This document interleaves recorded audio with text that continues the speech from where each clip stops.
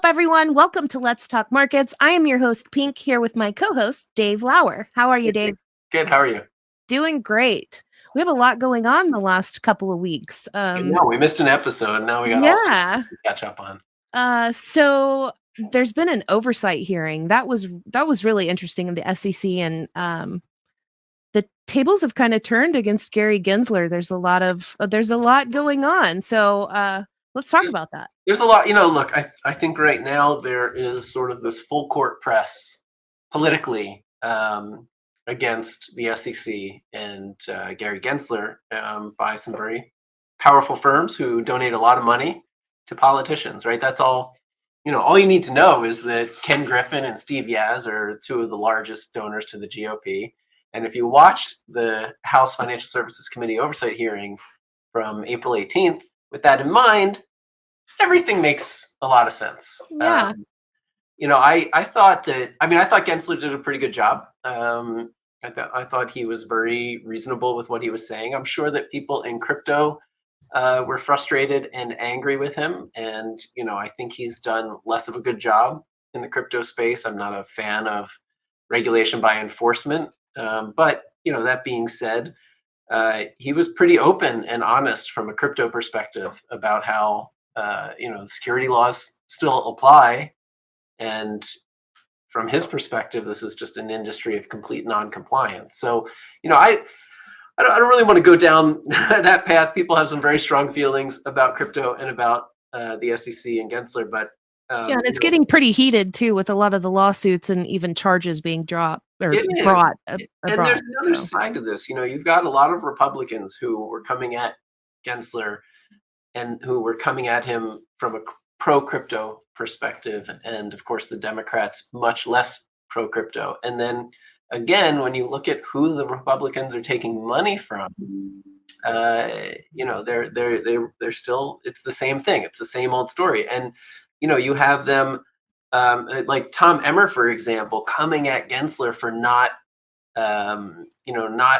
picking up on FTX before it all fell apart. But go look into how much money he's taken from FTX and Sam Bankman-Fried and some of SBF's dark money that went to the Republicans. So, nobody came out of the FTX thing looking good, Democrats or Republicans. Everyone took his money.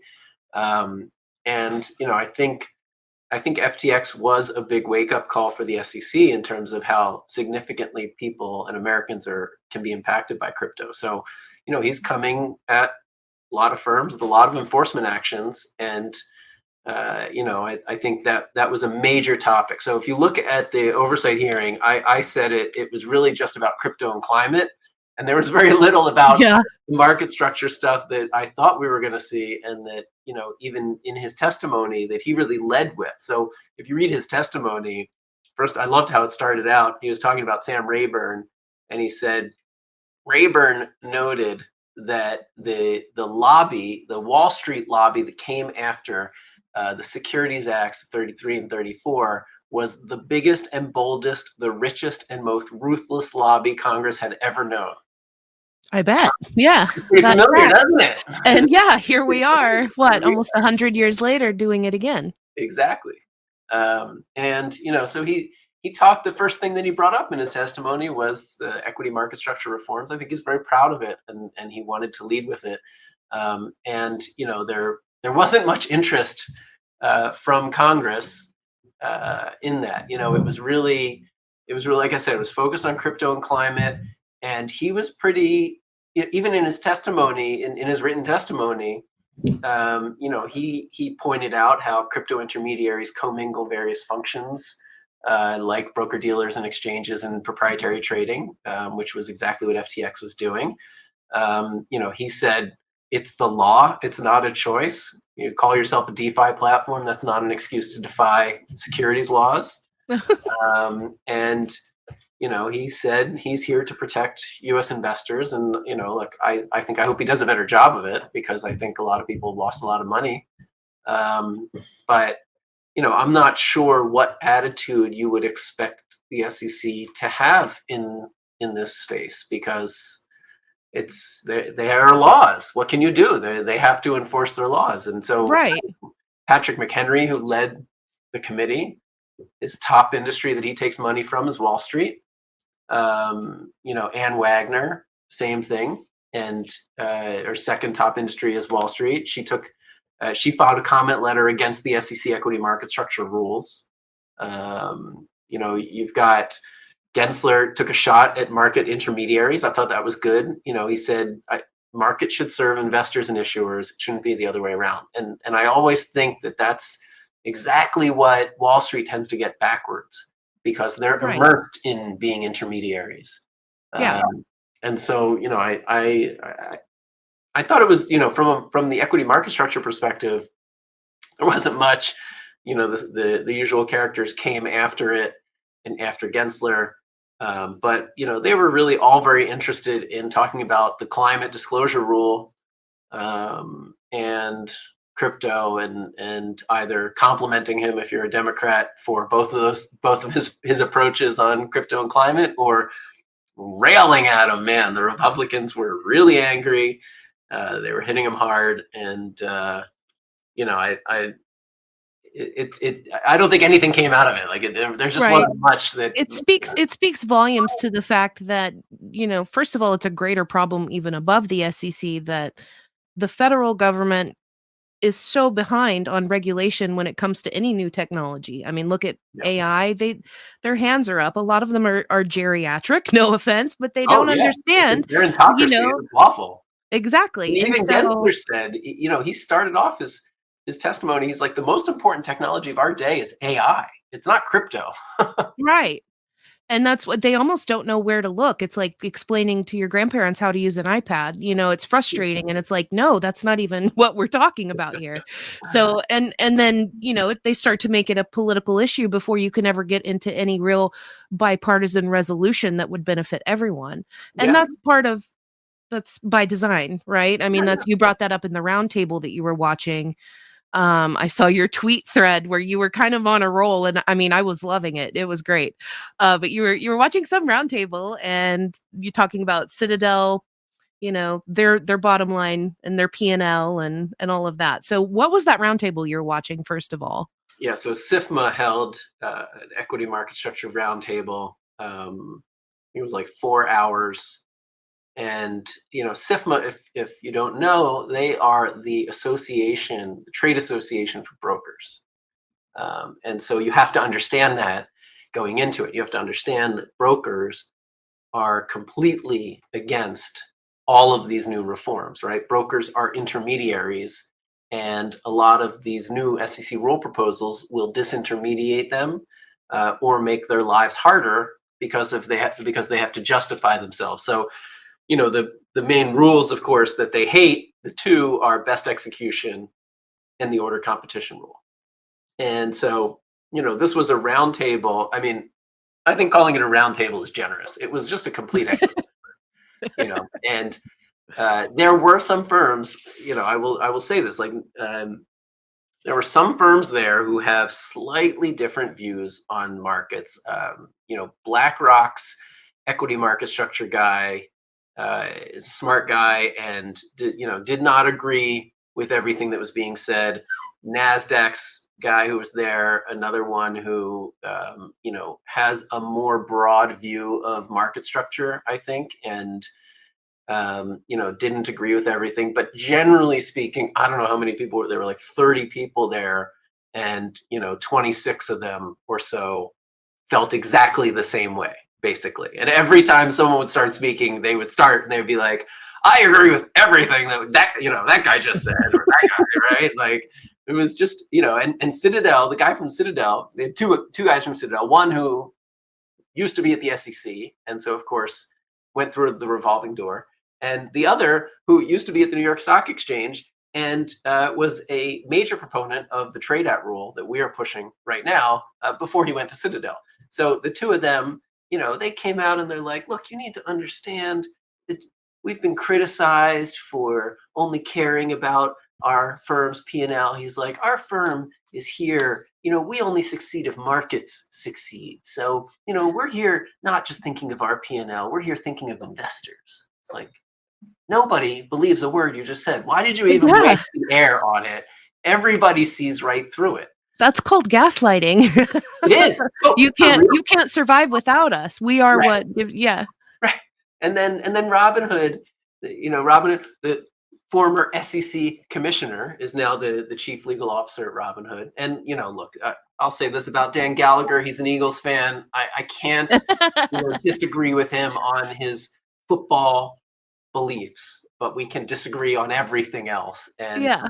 he was like, look, if you look at that comment file in the order competition rule, you'll see all those comments from retail, and they all say the same thing: don't bring back commissions. It's like that's not what they That say. is not. And they I have look at eyes many too. of those comment letters. That is not what they say, Dan. But they're so used to speaking for retail investors and for the greater public. It's not like you said in one of your tweets, they're losing that ultimate control that they've had. And the people listening to them, Congress or whoever, they're depending on that, on them being the experts, and that what they're saying is true. That's it. And they're lying through their teeth, and now we have the signatures to start to back that up, that no, that's not what we said, it's right there. Yeah. And I can we look wrote at it. thousands and thousands of comment letters. The vast majority of comment letters that came in were supportive of the rules, recommended the changes we recommended, want to simplify markets, don't buy this BS that getting rid of payment for order flow will bring back commissions, because first of all, they make an average of 30 to 40 cents per trade. So you're not getting $5 commissions any way you look at it. And people understand that that's not a cost that is altruistic. They are paying for that in execution quality, and they know that open competitive markets will mean better execution quality. And so you look at this roundtable, and especially the order competition rule, they're basically saying, they're like, look, not only does retail not want this, but no one in the industry wants it. And again, it's just not true. If you look, I was actually surprised, but there were some comment letters that came in that were extremely supportive of the order competition rule. You had Interactive Brokers, a retail broker, coming in and saying, this is a good idea. We should do this. Here are some recommendations to make it better. You had XTX, one of the largest high frequency firms in the world who doesn't do wholesaling like Virtu and Citadel, saying, yes, this is a good idea. We will participate, and there will be liquidity in these auctions. You had IEX saying, hey, this is a good idea. You had Proof Trading, an institutional broker dealer. So you had a retail broker, a high-speed trader, an institutional broker, and a stock exchange, and NASDAQ, I should mention. So two stock exchanges, NASDAQ, all came out in some way supportive of the order competition rule. Most of them saying, though, NASDAQ especially, NASDAQ said exactly what we, the investors, said, which I actually called those guys up because I know them, and I'm like, hey, did you think we were going to be agreeing on this? Yeah. And they were shocked. They said, yeah, absolutely not. But that also paints a very clear picture too of who's on the right side of investing, and maybe who doesn't have best interest in, those are some big names that you just mentioned that are aligned overall with what we, the investors, said in as far as the order competition rule.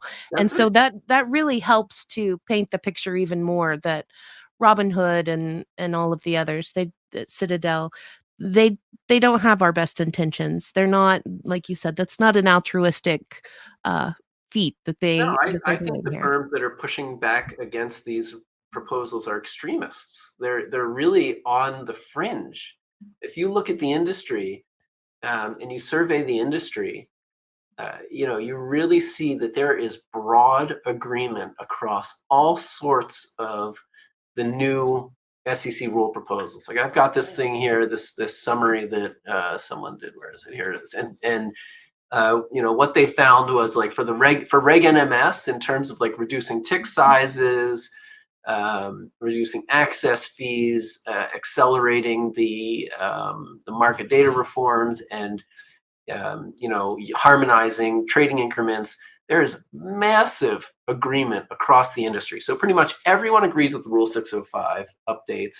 Almost everyone agrees with the Reg NMS changes, with some changes. Like, there's broad agreement in the industry, as we, the investors, said, that we should reduce the smallest tick size to half a penny, but no more, not like what the SEC wanted to do, and that we should increase tick sizes on the other side.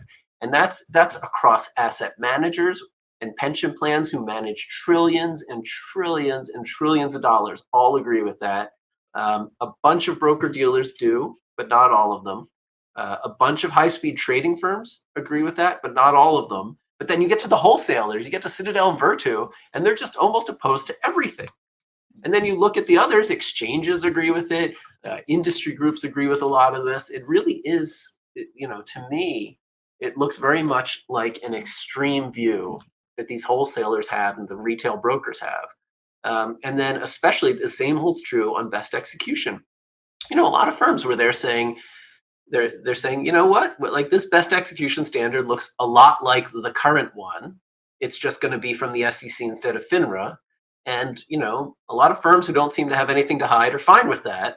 Right. Maybe a few nuances that in terms of like the rule text that they want to see changed. And that's the point of the public comment process. And then you get to wholesalers, you get to some of the exchanges, you get to some of the brokers, and they're like, no, do not put a more stringent best execution standard on us. You can't do that. That would be horrific. That threatens their livelihood. Yeah. So of course they're going to fight tooth and nail to keep their $297 million penthouses. And that's right. They do those 9-figure houses. And, the SEC, the SIFMA roundtable, they were like, why would you mess with something that has worked for decades?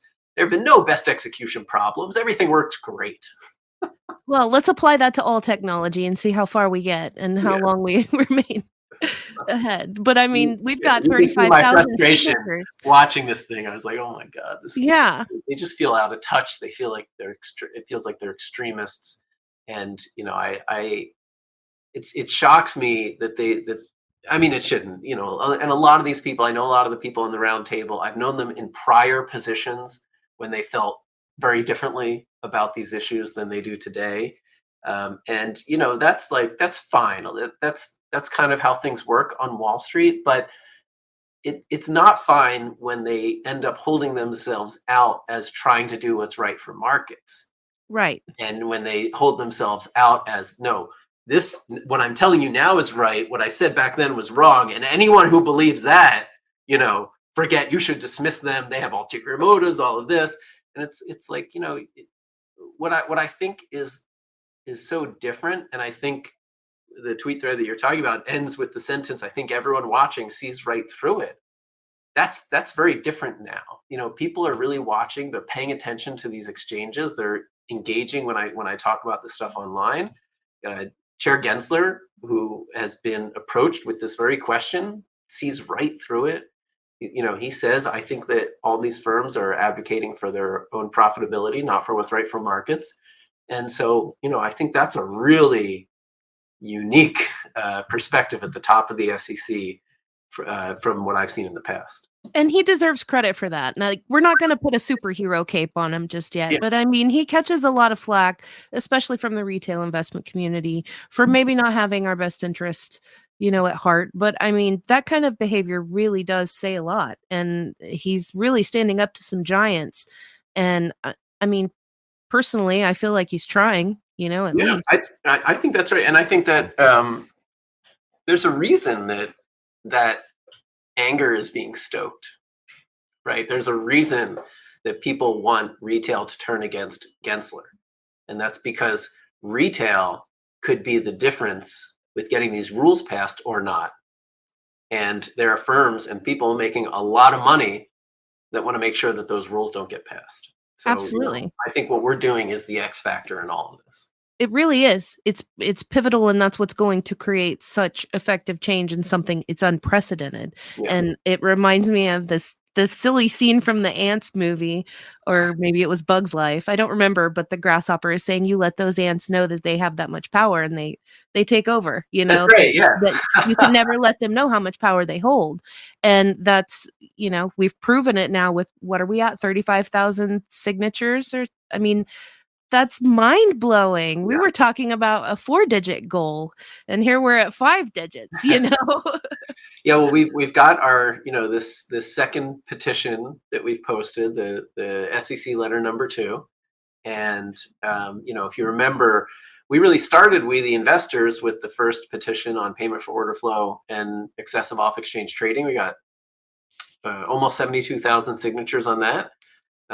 And one of the main things that we heard from people as we were going through that was, why aren't you looking at FTDs? Why aren't you looking at stock loan and settlement and clearing and all of that? And the reasoning was relatively simple, that we knew the SEC was looking at these issues, and we knew that the time was right on payment for order flow. And that established us. It established us as a movement and a presence in this whole debate. And so now, with our second letter to the SEC, it's been up for a while. We've had it up for a few months, but we did actually today. So I don't know when this is going to come out, but today, April 25th, we just broke 35,000 signatures on it.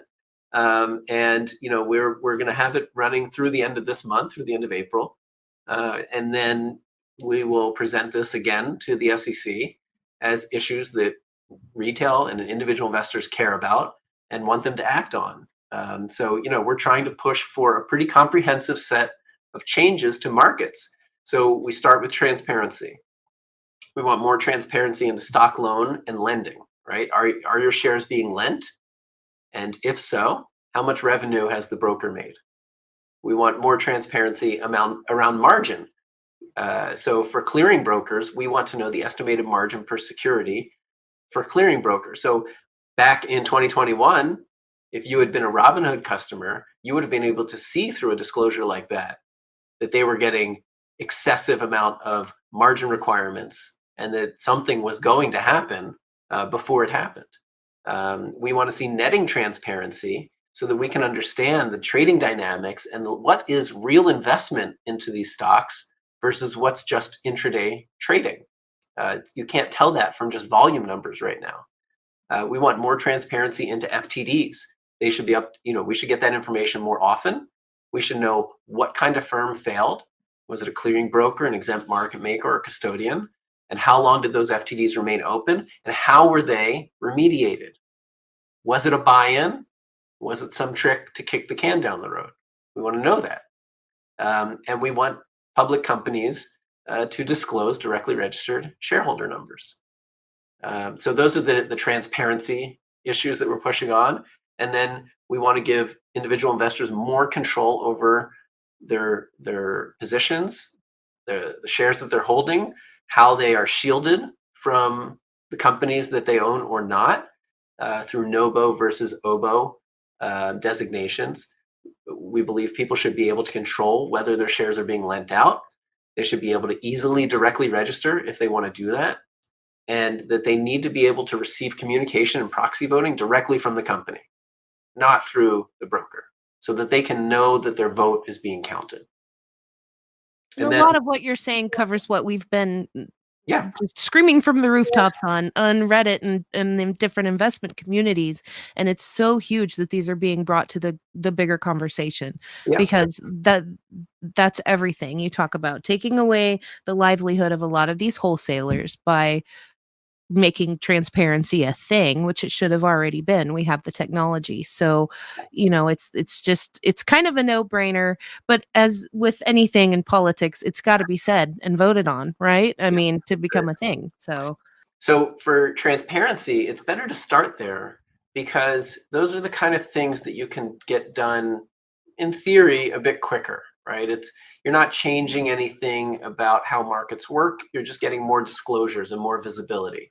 And so that's where I tend to like to start, because you can work on the other stuff while the transparency rules get put into place. Then, the choice and control stuff that we're talking about will take longer, but that's okay. And then ultimately what we want to get to is we want to get rid of the market maker exemption to Reg Show. And we want to end the FTD, the fails as a business model, for firms who rely on failing to deliver.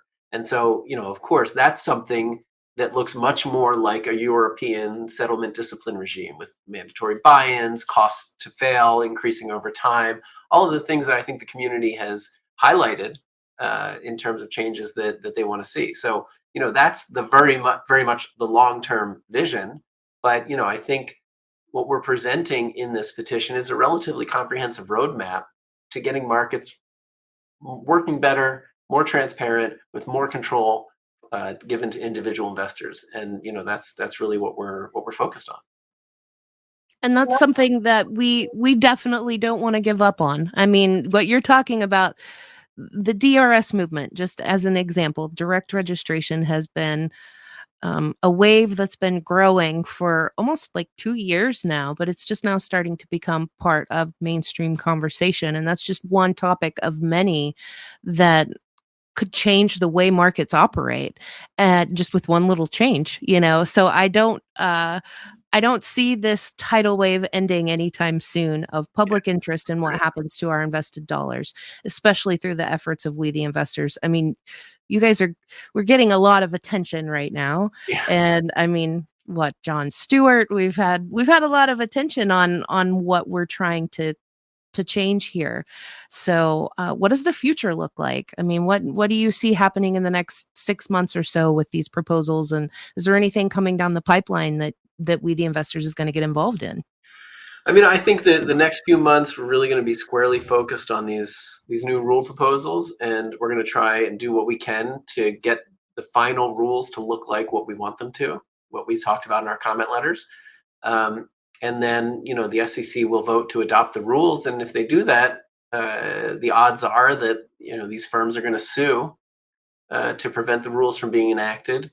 And we're going to have to support them then in the court. And we'll be filing amicus briefs, and we'll help people understand what they have to do that. And, it's something where we'll make sure people are empowered to be involved in the process.